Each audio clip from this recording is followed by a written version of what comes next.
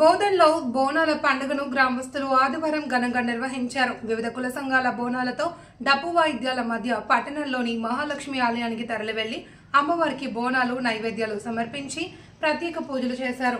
వర్షాలు సమృద్ధిగా కురిసి పంటలు బాగా పండాలని, ప్రజలు ఆయురారోగ్యాలతో ఉండాలని మొక్కుకున్నారు.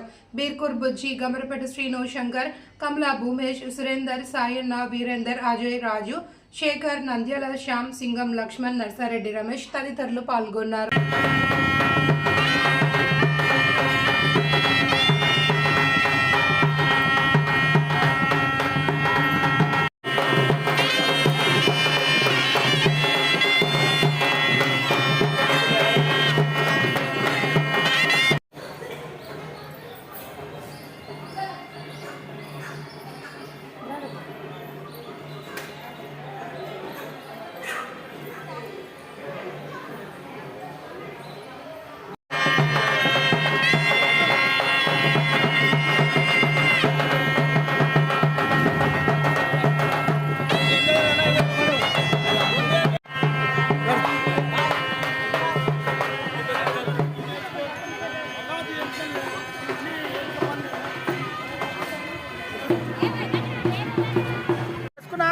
సర్వనామ సంవత్సరాల ఈ ఆషాఢమాసం అనేది అమ్మవారికి చాలా పరమ పవిత్రమైనది.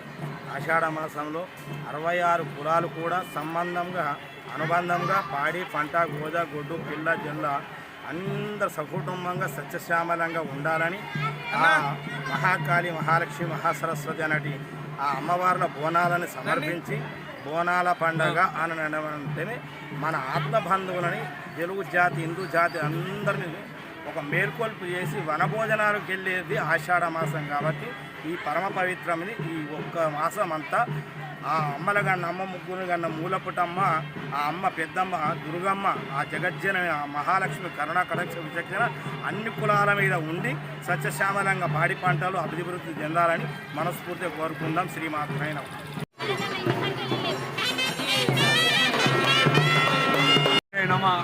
ఈరోజు ఆదివారము మొదటి ఆషాఢ మాసం సందర్భంగా బోధన పట్టణంలోని పాండగల్లి తరఫా మరియు గుండూరు సంఘము మరియు యాదవులు అలాగే పద్మశాలులు అందరూ కూడా బోనాలు సమర్పించడము అమ్మవారికి జరిగినది.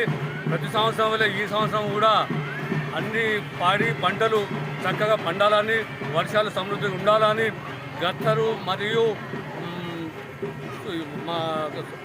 మహమ్మారి రోగాలు ఎటువంటి రాకుండా పాడి పంటలు చాలా ఉండాలని అందరూ కూడా అమ్మవారిని ప్రార్థించడం జరిగింది.